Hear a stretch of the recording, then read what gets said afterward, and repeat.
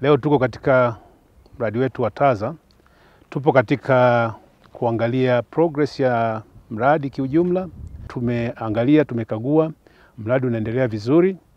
Mpaka sasa hivi huu mradi kwa ujumla wake umefikia 83% na tunategemea kwamba utakamilika mwaka kesho, mwezi wa 5.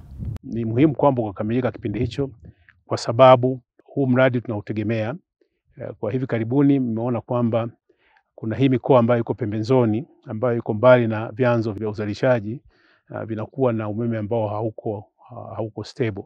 Kwa hiyo kukamilika kwa mradi huu utakwenda kuongeza na kuimarisha upatikanaji wa umeme katika mikoa yetu ya Iringa, Njombe, Mbeya, Songwe pamoja na Rukwa. Of course Rukwa itaingia kwenye grid.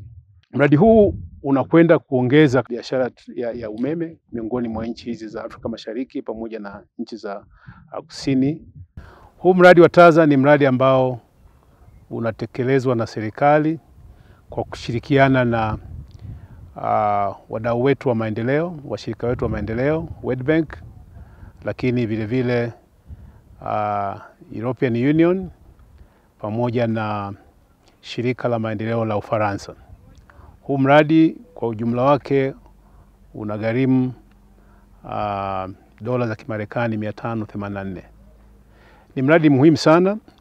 Huu mradi umuhimu wake ni kwamba unakwenda kuunganisha nchi zilizoko kusini mwa Afrika na nchi ambazo ziko mashariki, na lengo ni kuwezesha kufanya biashara ya umeme, kwamba tutakapokuwa na hii line ambayo itaunganisha hizo nchi, basi tunaweza tukafanya biashara katika miongoni mwa hizo nchi.